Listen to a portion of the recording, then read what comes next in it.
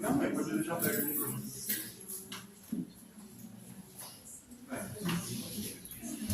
Seja um minutozinho e eu vejo.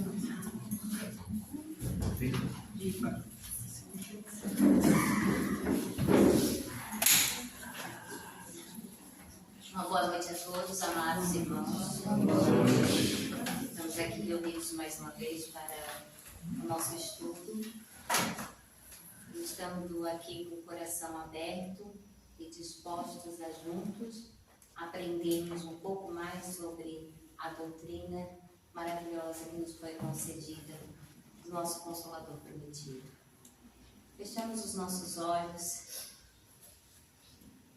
e nos elevemos a Deus, ao Cristo Jesus, a Maria Santíssima, a espiritualidade amiga, os trabalhadores encarnados e desencarnados que aqui se encontram para nos amparar, para nos auxiliar. Oremos. Pai nosso que estás nos céus, santificado seja o vosso nome. Venha a nós o vosso reino. Seja feita a vossa vontade, assim na terra como nos céus. O pão nosso de cada dia nos dai hoje. Perdoai as nossas ofensas, assim como nós perdoamos a quem nos tem ofendido. E não nos deixeis cair em tentações, mas livrai-nos de todos os males, que assim seja. E assim, damos abertura para o trabalho na casa na noite de hoje, passando a palavra para o nosso irmão Santos. Graças. A Charlite não pôde vir hoje e a gente vai pegar ali no meio da palestra dela para a gente debater um pouco mais profundamente sobre o tema do transe mediúnico. Alguém gostaria de fazer algum comentário referente à aula passada? Gostaria de fazer algum questionamento ou alguma afirmativa sobre, até agora, sobre o processo do transe mediúnico? Por favor, sejam enriquecidos. Desculpa, ela abriu primeiro. Ela foi rápida. Só uma dúvida. Tem como uma pessoa ficar em transe, por exemplo, você está dando uma palestra e ter dois mentores teus auxiliando ao mesmo tempo? Olha que coisa interessante, né? Se nós somos uma antena e alguém está emitindo ondas para a gente pegar, é evidente que a gente vai pegar. Contudo, não acredito que os seus mentores são espíritos equilibrados, não disse evoluídos, equilibrados. Eu acredito que o respeito pelo seu intelecto vai acontecer. Então, um vai te sugerir, um de cada vez, para evitar exatamente a confusão na sua sensibilidade. Então, não acredito que vire escola de samba, não. Agora, se esses espíritos não tiverem um equilíbrio adequado, eles podem, inclusive, começar a discutir entre eles, perto de você, e você pegar essa radiação dessa discussão. Acontece, Sandra?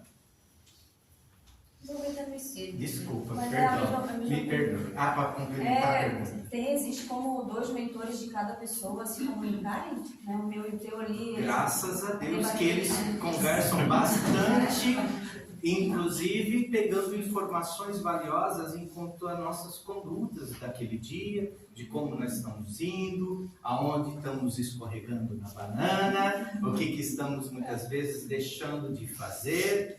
Por quê? Porque isso envolve todo o trabalho da casa e mesmo o teu trabalho, o trabalho deles perante você. Então, a gente pode conversar entre si e dizer, então cada um vamos orientar ela de uma forma e ele de uma forma.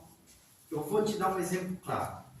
O atendimento fraterno, em 99% dos casos, quem traz a informação para a pessoa que está fazendo o atendimento é o próprio mentor de vocês.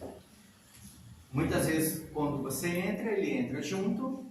Às vezes a pessoa não consegue falar, mas ele vai, na medida a pessoa vai mentindo, muitas vezes, no atendimento, né? Elas vai vão, negando. Não, ela não fala a verdade, vou falar, e vai lá na esquina contar a história que é uma amiga, veja bem, e vai, e o mentor dela daqui a pouco não é nada disso, é isso que está acontecendo. Então, provoque ela assim. Aí eu dou aquele sorriso e digo, mas... Aí ela desmonta, começa a chorar, aí ele diz, abriu o coração, agora vamos meter a forja. Aí começa a bater no ferro incandescente para... E o teu mentor ali pode também estar ali... Novamente, toda a equipe de apoio da casa pode participar do auxílio ao próximo. Então não fique pensando, meu mentor, teu mentor. Na verdade, são os desígnios do Senhor. Os desígnios do Senhor se manifestam. Ponto. Entendi. Ponto. Inclusive, os que te acompanham de maneira assim, não tão equilibrada. Mais brincalhão. Obrigado. Vamos usar esse termo lindo e maravilhoso. Mais brincalhões, também eles vêm sugerir alguma coisa.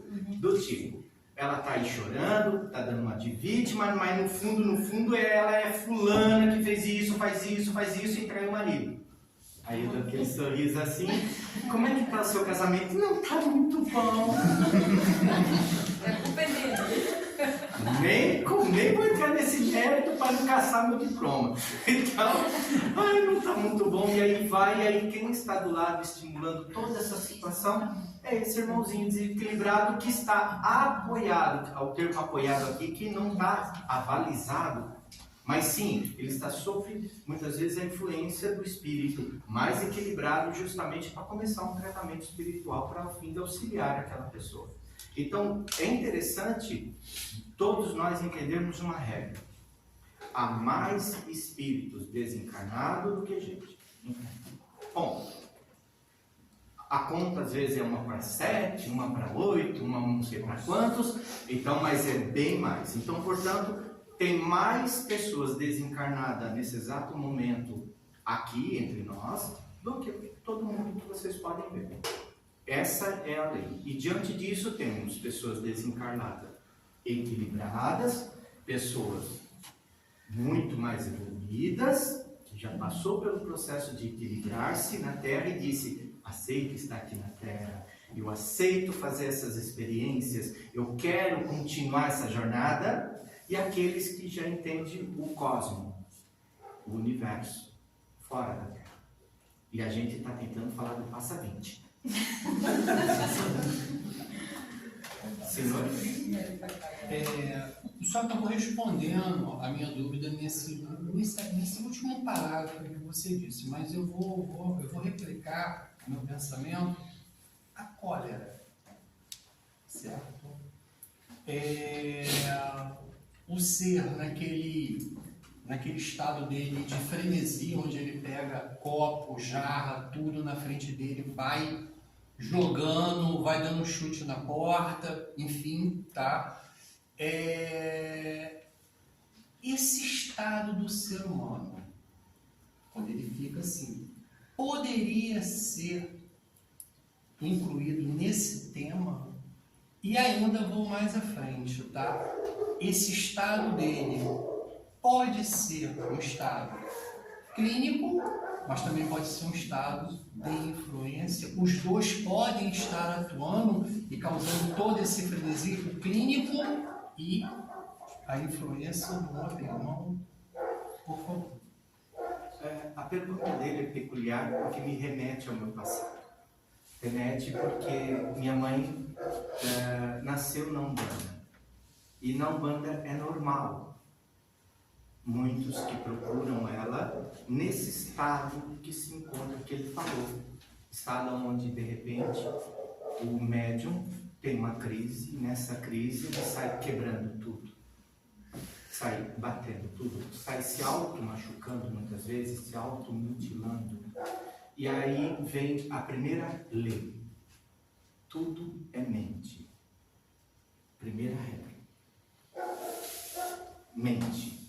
É minha mente, mente de terceiros, o que é mente do meu passado, mente do meu futuro. Primeira regra, tudo acontece no amor mental. Essa é a primeira coisa que vocês têm que respeitar. A patologia, seja ela do atual encarnado, seja ela do desencarnado que o ronda, seja ela de terceiros, além desses, é uma patologia e deve ser tratada com amor. Sem amor não há cura. Olhar para ele e dizer, é um espírito brincalhão, ou dizer, que médium fraco, cadê-lhe a força de vontade? Vocês estão olhando apenas uma parte do quadro. Vocês não sabem da história. E é muito fácil para quem chega na casa olhar uma parte do quadro e, baseado nas informações que não está no Pentateuco, julgar o quadro inteiro. Por que não está no Pentateuco? Porque o que tu pensas é da sua cabeça. Pentateuco é amor. A informação do Pentateuco é para justamente trazer a informação rica em amor para auxiliar a cura, não para aumentar a cura. Eu olhei o quadro, julguei o quadro. O que eu fiz? Aumentei a doença. Se já havia ali uma sensação daquele médium de se sentir-se sozinho no universo, aumentou, porque ele teve a prova. Qual foi a prova? O outro espírita, supostamente mais equilibrado do que ele, julgou ele, o condenou, sem ver todo o quadro. A minha mãe sofreu muito com isso. Tenho tios que sofrem com isso até hoje. É muito fácil nós entendermos que a mudança do comportamento mental do médium vai refletir a sua melhora. Todavia, como a nossa irmã Mary disse, talvez ele não esteja pronto para melhorar nessa reencarnação, ou não está previsto essa melhora. Ele vai ter que se esforçar muito, muito mesmo. Mas como se esforçar se todas as forças já foram? É mais fácil multiplicar pães e peixe.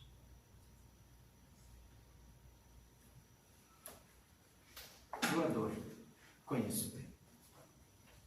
E é importante que nós, dentro de uma doutrina cujo alicerce é cristão, eu gostaria de melhorar esse termo.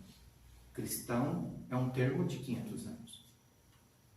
Termo. Jesus, letra J, tem 500 anos.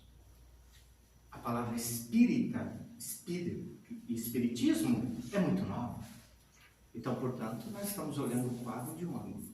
Mas chamar essa doutrina de amor em movimento e em ação, ela está ali justamente para que a gente entenda, abre aspas, assuma a responsabilidade da próprio ser, da própria mental, assuma a tua conduta mental e diga, eu estou doente, preciso de ajuda.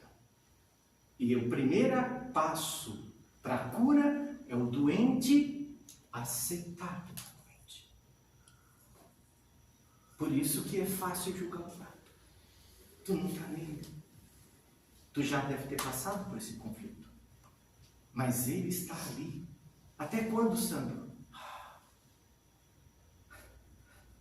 O Senhor o sabe. Até quando for necessário. Mais alguma pergunta nesse ritmo? Vivian foi mais rápida que tu, Marcelo. Pode falar. Tudo bem, Marcelo? Ótimo. Eu vou para outro lugar também. A gente estava falando de transe, né? Sim. Eu tenho uma dúvida antiga já. Em relação à hipnose. A hipnose feita aqui, né, por uma pessoa, nem sempre para fins terapêuticos, sabe? Eu queria entender se isso né, coloca a pessoa em um transe relacionado à espiritualidade. E eu tenho uma outra pergunta junto também, já. Que daí não tem a ver, mas se o transe ele pode acontecer enquanto a gente está dormindo, como por exemplo, às vezes a gente tá num sonho, enfim, tá dormindo, que já é um transe, né? Só que tu se prende a um espaço, uma influência específica, isso é um transe dentro do transe, Ou é uma hipnose que entra junto com a pergunta anterior? Como é? A gente começa lá, voltando lá à aula passada, e a gente conversou que tudo que passa dos 5 sentidos é extrasensorial. Sendo extrasensorial, é o tema da aula, transe mediúnico. Né? Tudo que acontece fora dos 5 sentidos é transe mediúnico, é emancipação da alma, é esse contexto geral, ou seja, eu sair do meu estado natural físico e estou em transe extrasensorial. A hipnose, ela tem 2 caminhos. Né? Geralmente ela te leva para um mergulho no teu subconsciente para te encontrar alguma coisa do passado. Para te fazer isso, né, tu precisa sair dos 5 sentidos. Então, na verdade, emancipação da alma é um efeito indutivo. Né? A diferença é que alguém te induziu aquilo e aqui tu auto te induz. Né? Não precisa de um terceiro. Muitas vezes aqui na parte final, e essa é uma parte bastante legal que a gente busca trazer aqui na parte final, que é, na maioria das casas as pessoas te induzem a te receber o espírito, a te isso e aquilo. E aí tu sempre fica dependendo de alguém. Sempre fica dependendo de alguém. A gente tenta que as pessoas consigam fazer isso sozinho. Que eu tenha liberdade de ter esse autocontrole, de receber esse espírito, de passar essa comunicação, de conseguir me comunicar. Para que quando acontecer em casa, por exemplo, eu tenha controle sobre mim e eu consiga conversar com esse espírito e encaminhá-lo. Então, assim, eu não fico dependendo de alguém. Porque senão eu passo muitas vezes muito mal em casa, eu tenho que ligar para o NASA. NASA, estou muito mal, me ajuda? Aí ele vai por telefone conversar com aquele espírito. Uma coisa que, se eu estou estudando, eu tenho que aprender a desenvolver isso para que eu consiga direcionar ele sozinho. Em alguns casos específicos, a Mary contou um caso aqui, né, que aconteceu com ela, e às vezes a gente não consegue, né, mas ela já tem conhecimento de fazer sozinho. Então, assim, tem muitos casos que a gente não consegue, tá? Mas a diferença é essa. Um é induzido e outro não é induzido. Não sei se respondeu. Não? O hipnotismo ali, Marcela, assim, ó, o lance da hipnose, se a gente for parar para pensar, a hipnose, ela acontece aqui normalmente de forma bem natural. Por exemplo, o médium está ali.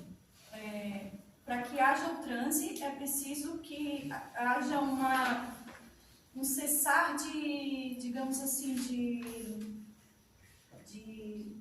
estímulos. Né? O primeiro deles é apagar a luz. É o primeiro estímulo. A oração já vem em seguida. Então, tudo é um passo a passo. Depois que a Darlite for falar das fases do transe, ela vai falar sobre isso. Não vamos abordar agora, para não tirar isso agora dela, né? Mas, quando você vai num médium, às vezes o Sandro ou o Kleiber tem uma percepção de que tem determinado espírito que está ali do lado. Mas o médium, ele não está conseguindo captar aquele influxo que já está sendo direcionado a ele. Porque o que o mentor faz? Geralmente, quem está ali responsável por esse médium, ele está jogando energia em cima, influxos em cima, para que todo o contexto mediúnico aconteça. Porque quando a gente fala em contexto mediúnico aqui dentro, não se trata de um vapum. Tem todo um processo acontecendo com cada médium. Né? Então, às vezes, o que o Sandro pensa, putz, não está sentindo nada. Chega do lado, está sentindo alguma coisa? Não. O que acontece? Muitas das vezes tu vai ali, senta do lado e começa a induzir o médium. No que tu começa a falar, Nazareno tem o hábito e ele sabe dominar essa área de jogar energia nos chakras. Ele vai falando e ao mesmo tempo jogando. No que ele vai falando e jogando, o médium já vai começar a reagir de forma diferente. Então, para sair de um transe, às vezes o médium faz por exemplo, ele faz um expedimento, ele faz um desdobramento. Vai até um lugar muito difícil. Quando volta, não consegue voltar, não consegue se acoplar. O que a gente faz? Querendo ou não, a gente usa hipnotismo. Vai suavemente falando com o médium, faz isso, faz aquilo, imagina isso, imagina aquilo, bababá. O próprio passe, se a gente for parar para pensar, na hora que quem está dirigindo a oração, ele está fazendo um hipnotismo. Se ele se cercar das boas energias, se abrir e deixar fluir para o mentor dele tomar conta, e que as palavras saiam da forma ao qual aquele que está ali, que está às vezes, a maioria está propenso, né, tá querendo receber, ele vai falar determinadas palavras, e essas determinadas palavras, juntamente com todo o ambiente que já está criado, vai fazer com que esse hipnotismo interiorize aquela mensagem que ele vai levar para casa, juntamente com as energias. Então, hipnose aí também. Daí tem uma outra situação que acontece na parte final, e tem alguns espíritos que estão, dependendo do estado, que a gente não consegue conversar com eles, né? A gente induz ele a sono, mas a gente sabe que espírito não dorme, né? Então o que a gente faz? A gente auto-hipnotiza ele, ele se hipnotiza como se estivesse dormindo. Ele adormece, eles levam ele vai passar um período na casa, né? Daqui a pouco eles voltam nele e começam a dialogar para ver se ele tem condições já de dialogar, né? Se ele não é muito revoltado, se ele já está voltado, mas, por exemplo, ele cometeu suicídio, então ele está numa situação muito difícil, a gente tenta dialogar, mas ele não consegue sair do estado que ele se encontra. Mesmo recebendo o choque anímico do médico, ele não conseguiu voltar. Então, a gente induz ele ao sono, para ele descansar mais um pouco, aí eles acordam de novo, conversam com ele, ver se ele tem condições, até ele voltar novamente aqui, para a gente conseguir conversar com ele. É isso, Marcelo? Ou não? Porque Também. eu para te falar a verdade, não entendi direito a tua pergunta. Porque eu te vendei duas perguntas, né? Porque, assim, ó, como eu estava falando aqui, só para... eu hipnotizo, eu não consigo criar uma ação hipnótica com ninguém. Entende? Eu te induzo você e você... Mas é que Faz esse isso. contexto da hipnose, ele existe fora do meio mediúnico. Sim, claro.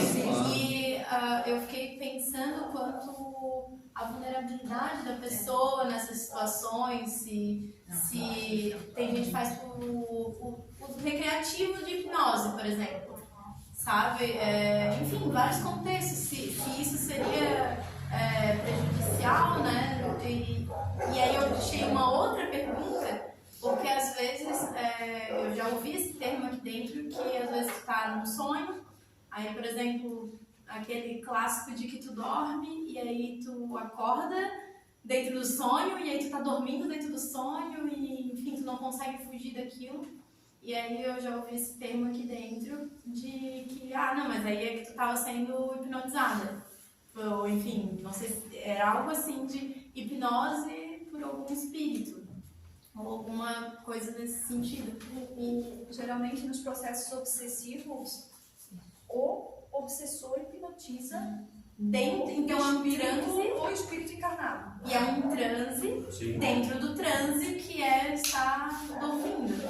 É isso que eu perguntei. E outra coisa, tipo, dá um exemplo que eu escutei isso, que eu li sobre isso recentemente. Eu estava lendo sobre isso e teve um médico que deu um exemplo assim: a pessoa ela tá com uma dor de cotovelo enorme. O cara foi abandonado pela namorada, enfim, não está aceitando. Muitas das vezes ele deu esse exemplo bem corriqueiro. Aí o que ele faz? Ele está tão triste e tudo mais. O que ele é do do hábito dele de escutar determinadas músicas. E aí ele opta por aquelas músicas justamente que vão deixar ele... Fomentar o sentimento. E ele vai lá e bota aquela música, e ele entra. Ele relaxou, eu não vou falar aqui, mas tem os nossos estados, né, da alma, o estado beta, o ômega, teta, que são os estados de alteração e os níveis, né? Ele já entra ali no primeiro estado, automaticamente hipnotizado pela música, e pela melodia, e pelo sofrimento. Ali mesmo ele já entra em transe. Um transe superficial, mas um transe. Ele deu esse exemplo, um transe bem simplesinho, coisa corriqueira do dia a dia. Entrou em transe.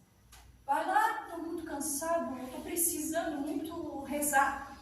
Baixa a luz, bota uma musiquinha, dá uma fechadinha no olho, eleva o pensamento. Autoindução. Então, É o que entra acontece. nesse estado hipnótico. Dependendo de como você vai toda a tua prática, você vai a estados de alteração da consciência muito mais profundos. A televisão induz a uma hipnose coletiva. É simples, são Ela consegue induzir a hipnose coletiva. As pessoas acreditam naquilo com tanta veracidade que entram num estado hipnótico. Isso é coletivo. Então, assim, dependendo, tu pode usar isso de várias formas. Então, tu disse que é perigoso, realmente. Dependendo de quem sabe fazer e de quem sabe falar, se tu consegue captar a atenção das pessoas, tu induz elas fácil. Sandra é um caso prático. Mas a questão Então, que ai, quem falou então? Então, Aí não. eu Alguém acho que concordou? então, não fala. Oi? Então, a questão que ela perguntou, não sei se eu entendi direito, tá? Mas acho que a questão que ela perguntou é uma questão que está no livro dos médiuns, que fala sobre o espírito que hipnotiza, o processo de fascinação, né? Ele vai hipnotizando, subjugando, preparando para durante o dia você acorda acreditando em tudo aquilo que ele te preparou durante o sono, durante a noite. Seria esse processo de hipnose no sono, né? Isso no livro dos médiuns trata-se de processo de fascinação.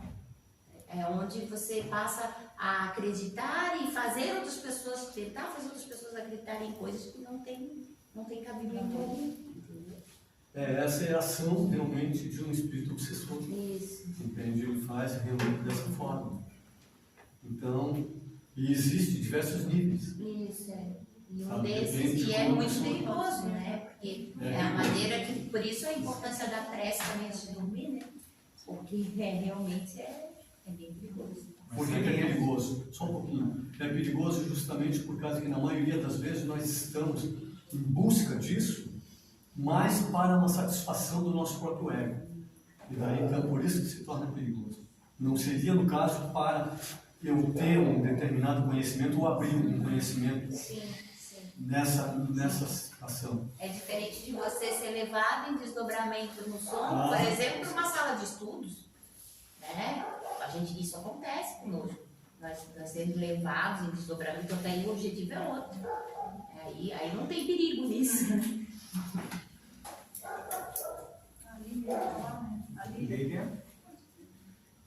Agora fugiu um pouco Já da hipnose. É mais ou menos isso. Mas assim, mas não foi pra agora, não foi pra agora. Semana passada, eu levantei um fato que ocorreu comigo em casa, com a minha filha, conosco e a minha pequena. E voltamos à questão eu quero voltar na questão principalmente assim, na parte da segurança mediúnica, onde quando aconteceu o episódio com ela, eu acabei me envolvendo emocionalmente e eu custei a entrar neste trânsito mediúnico, eu custei. Foi difícil para mim a concentração, porque eu me preocupei muito com a situação dela, porque ela foi mudando rapidamente. Ela foi como se ela estivesse, ela foi recebendo essa influência rápido demais. Dava para ver nitidamente as mudanças físicas nela, as olheiras, tudo, e as atitudes dela, e ela olhava para a Maria Clara muito brava, respondia muito brava, não queria ficar perto. E aquilo me assustou um pouco, porque já tinha acontecido outras vezes, mas não tão intenso como dessa vez. E eu custei a me concentrar, custei para entrar nesse transe medíocre para ajudá-la. Nós nos juntamos, Giovanna, Maria Clara e eu, para ajudar.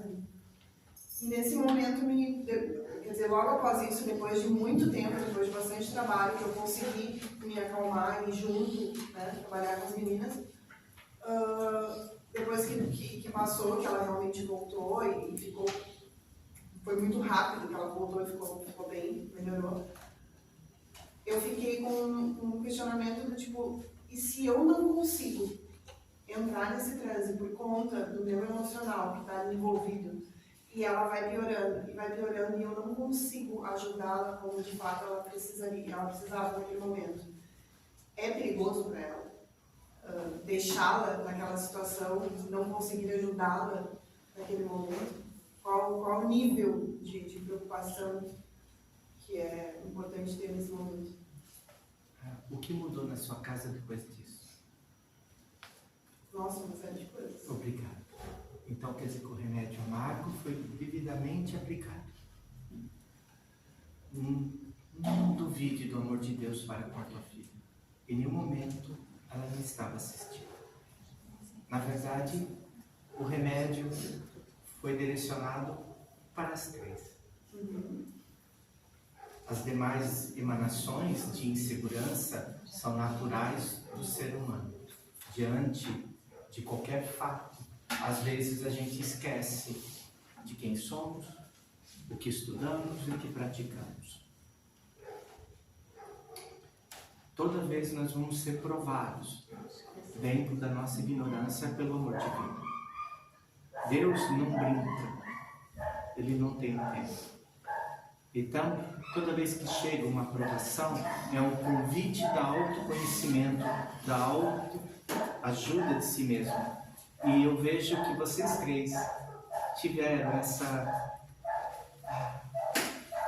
essa oportunidade única de se unirem mais, mudarem o comportamento dentro de casa, entendendo que se nós não melhorarmos nesse aspecto, consequências mais graves poderão vir. Obviamente, a menina hoje sorri bastante. A mãe também.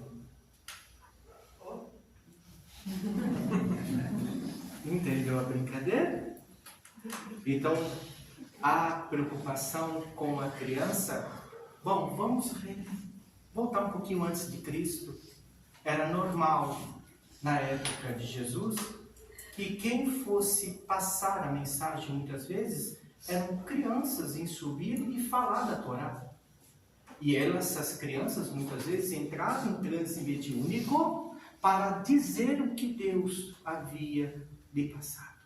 É natural que até uma determinada idade, o influxo com facilidade com os entes, abre aspas, né, com esses jovens, com essas crianças, ocorra esse processo de incorporação, semi-incorporação, e passe a criança dando um sermão bem dado, muitas vezes no pai, na mãe, chamando a atenção como se fosse a própria avó. Parece que a minha mãe está ali falando comigo, aquela criança de 7 anos que não conhece nada da vida.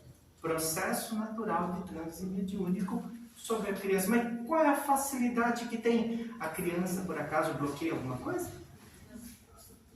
Não bloqueia nada. A criança fica preocupada com quem está olhando? Também não! Quem está olhando? A criança fica preocupada com a roupa que está? Não! Então o fluxo sobre nós, como éramos criança, corpo de criança, se torna mais aberto, mais fácil. E aí, muitas vezes, para chamar a atenção nossa, o orientador espiritual usa de nossos filhos para puxar nossa orelha. De algumas formas, obrigado. Pode falar, Lili. Eu tenho um exemplo disso, eu venho de uma situação assim. Quando a Antonella era muito bebezinha, acho que ela tinha 1 ano e um pouquinho, já tentava balbuciar algumas palavras. Nós estávamos em casa e as meninas estavam discutindo, ficando. Gente, a Antonella, ela entrou num momento assim em que ela literalmente parou e ela, na linguagem dela, brigou com as duas, chamou a atenção das duas, fez um discurso de uma maneira extremamente emocionante, porque eu parei e fiquei assim, ó, e ela aqui, ó, parece, meio que chamando a atenção das duas, e aí eu entendi o que estava acontecendo, e aí eu falei para elas e a gente prestou atenção nela, e ela parecia, hoje eu tenho certeza, né, que era exatamente aquilo que a gente estava pensando, ela meio que deu um sermão nas duas, porque as duas estavam discutindo, brigando, que era para elas pararem de brigar. E ela... Vó, beijo, vó. Tá tentando, né, vó? Tá tentando, né, vó? A vó, pensa na vó correta. Pensa na vó correta. Mais alguém?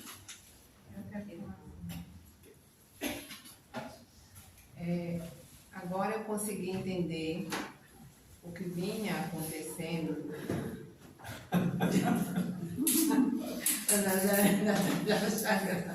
Eu consegui entender, Nazareno, com a tua explicação, com a explicação que o Santo deu da questão do sonho, porque na última vez nós conversamos ali e eu consegui, no sonho, sair daquele, Sim. vamos dizer, loop, né? Isso. Entendeu? E foi onde eu consegui dizer não no sonho. Entendeu? Eu já vinha reclamando, né, desse sonho vívido, porque até então, desde quando eu vim para cá, do sonho vívido, e foi colocado situações no sonho que eu consegui dizer não. E agora, com a explicação dele, ele vinha me ouvindo. E eu consegui entender essa questão do sonho. Gente, mais alguma pergunta? Desculpa. Não, só... Mais alguma pergunta? Eu acho que todo mundo tem alguma coisa a dizer. Vamos aproveitar hoje. Não é? Posso contar a experiência, então? Talvez o que me traz aqui. Há pouco mais de um ano, eu participei de uma sessão, estou participando ainda, ritual de ayahuasca, através de a SEDA, que é uma Sociedade Espírita Divina Ayahuasca, devidamente registrada, é do Mato Grosso e tem sede aqui, Caxias, São Paulo, não sei se você conhece. Não, pode continuar. E essa experiência está mudando a minha vida. No início eu quis recuar, começou com a minha esposa, agora está até minha cunhada, acabou também tudo. E lá a gente entra num certo transe mediúnico, através dessa substância, né? Mas eu vejo lá que pessoas lá parecem anjos, a gente sofre por nossa causa mesmo. Na verdade não é uma pergunta, né? Eu estou falando até para entender se eu estou no caminho certo ou não, mas isso me trouxe aqui, querer compreender e estudar.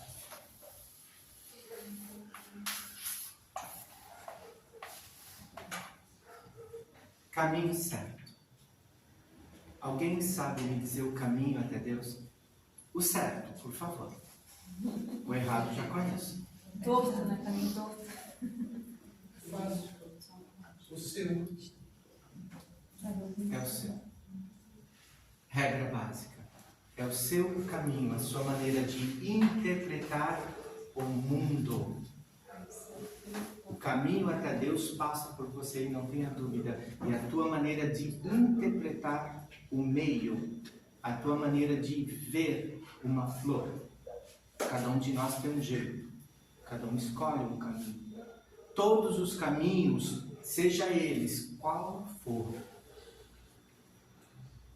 vai dar de cara com Deus.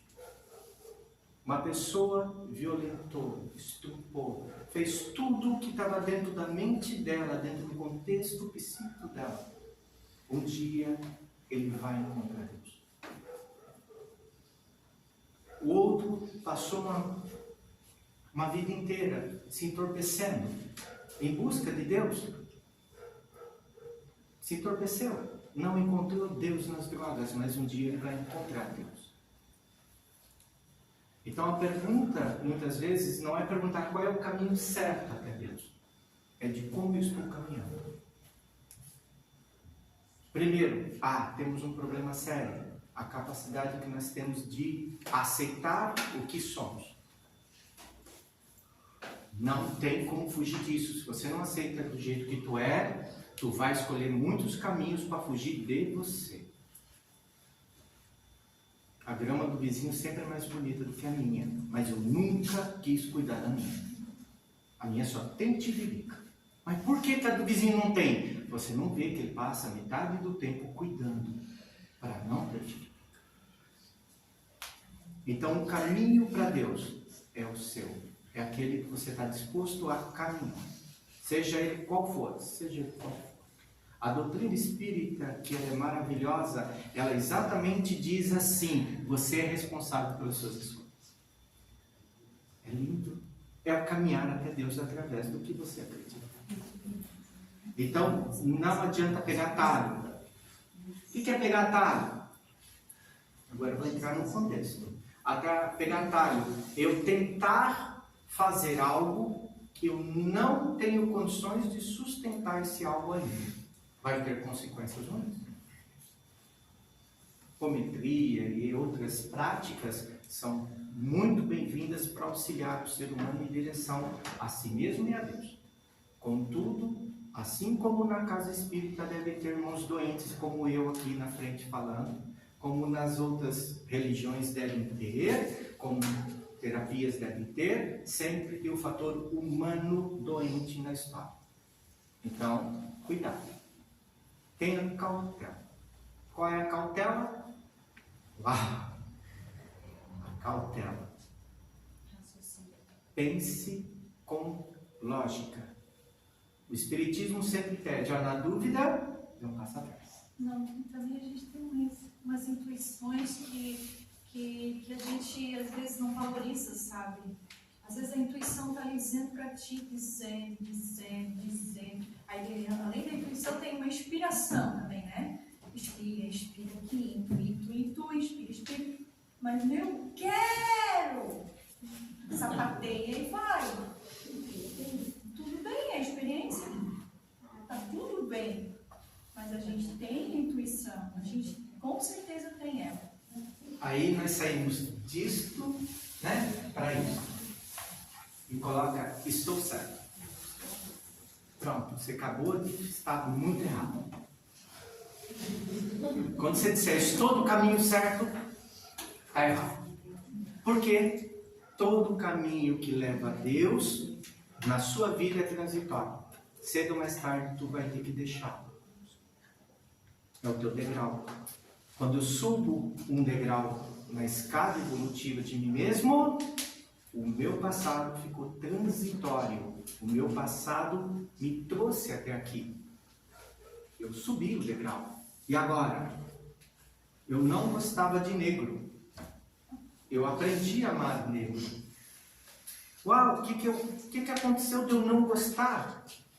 Eu compreendi. Eu compreendi o quê? Que um dia eu já fui negro também. Ai, que coisa linda. Você evoluiu? Não, você só acordou.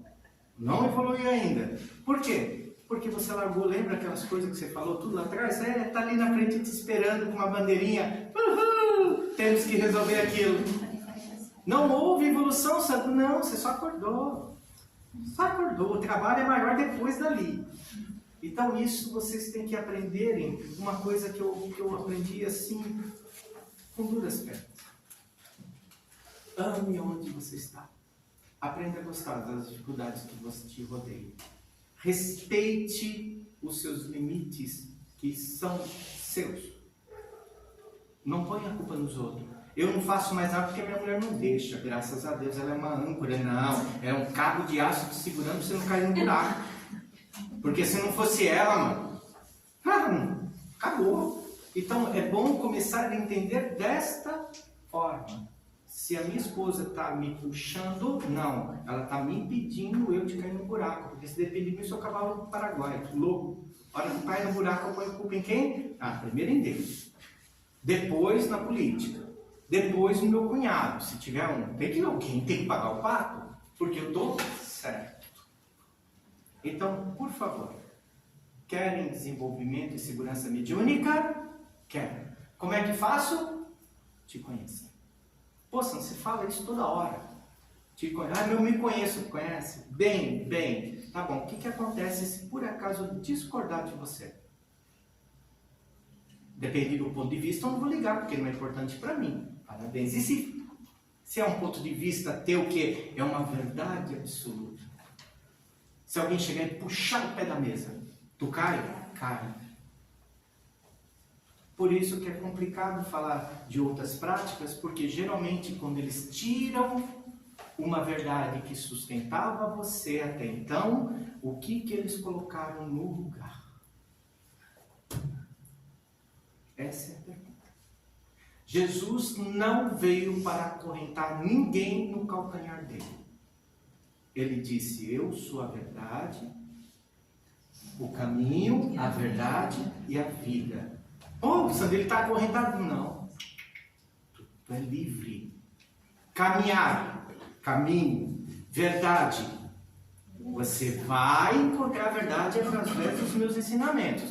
Vida, você é eterno, tu não morre. Se nós entendermos isso, já estamos iluminados. Não. Nós estamos ainda discutindo o caminho certo.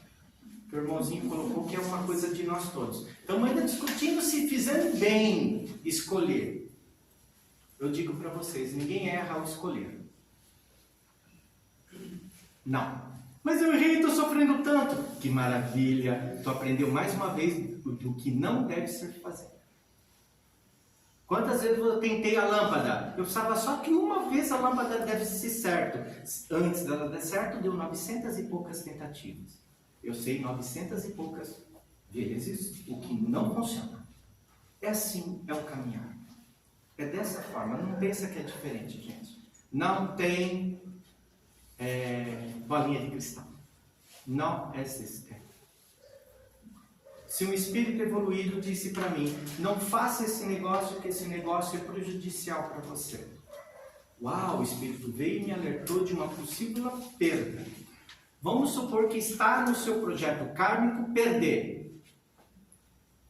O espírito vem te alertar que você vai perder. E aí, esse espírito é equilibrado, evoluído? Não, né? Tu vai ter que perder em dobro agora. Por que perde em dobro? O que faz é no teu processo passar por aquela experiência desagradável. Que para você é desagradável, para outro talvez não seja, mas para você é desagradável. É bom ler bastante os nossos irmãozinhos aqui. Eles trazem a informação. Então eu peço para vocês lerem com vossos corações e vossos egos bem abertos. Para quê? Para quando a informação chegar, gerou conflito, nota 10. Realmente você leu. Pelo contrário, você só olhou. Alguma pergunta? Eu adoro quando não tem pergunta. Posso falar mais? Eu já posso falar? Eu vou fazer uma brincadeira rapidinha. Nós temos quantos segundos? 10?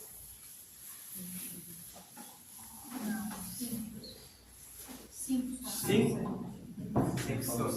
Não sei se eu vou conseguir.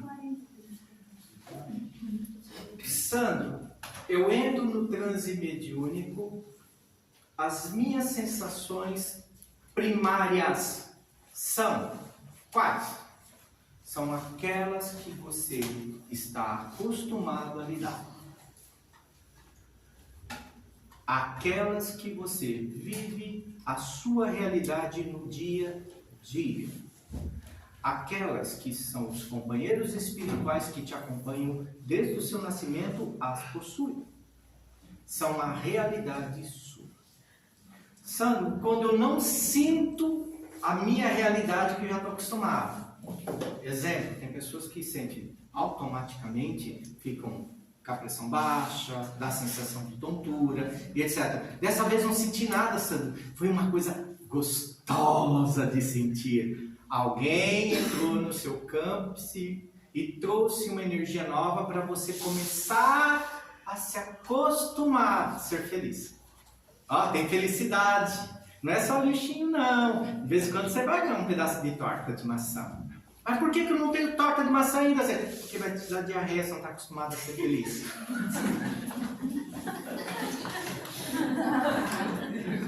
Você não está acostumado a ser feliz. Meu bolo quente. Você não está acostumado a, abre aspas, a se servir. Você não sabe te dar carinho. Te dê carinho. Te acostume com as coisas gostosas de Jesus.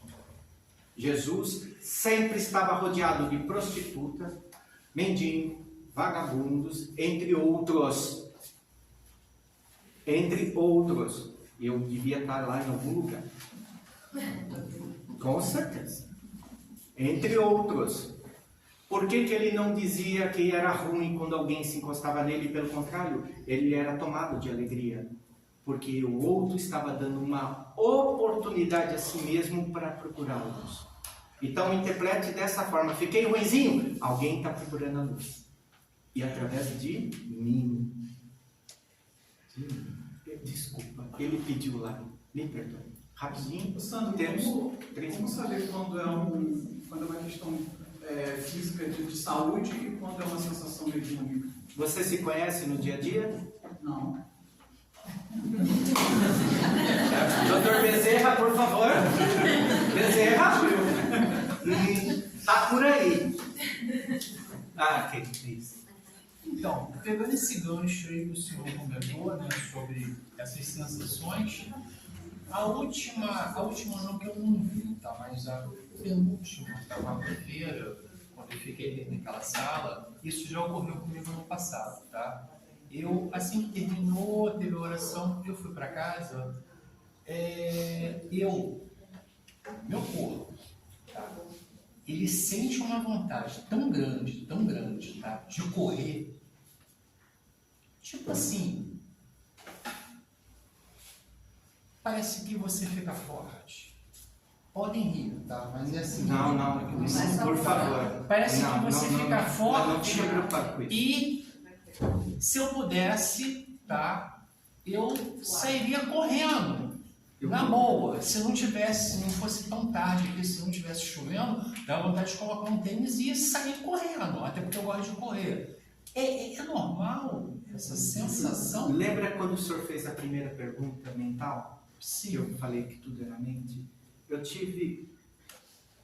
O senhor me deu a grandiosidade de lhe atender ali. Uhum. Uma das coisas que eu percebi do irmão que ali está, que lhe acompanha por tanto tempo, é que ele está pronto e maduro. Em breve, cada vez mais, ele vai perceber que ele é amado. E ele vai poder ajudar muita gente na medida que ele soltar as asas. Com isto, a euforia dele para poder sair correndo, gritando e comemorando pelo pequeno degrau que ele avançou, me fez a alegria de lhe atender. Então, lhe contenta com uma sensação que ele queria sair correndo e gritar, porque ele está conseguindo, através de você, a se equilibrar novamente. Obrigado pela sua colocação. Acho que por hoje ficamos para meditar que todos nós, desencarnados e encarnados, somos mentes divinas de Deus. E cada um de nós, dentro da patologia que citamos, devemos nos dar carinho. Ninguém se cura do dia para a noite. Assim como ninguém ficou doente do dia para a noite. Cada um no seu degrau. Cada um na sua condição psíquica de ser e de receber de si mesmo a oportunidade de viver. Por isso, muito obrigado. Posso lhe dar um abraço? Por favor, você não vai me tirar esse direito, mas olha, nem aqui e nem na China na outra reencarnação. E vai que se força você tem. Doutor, nossa. Muito. Seja bem-vindo. Que a luz do Senhor Jesus sempre ilumine o teu caminho.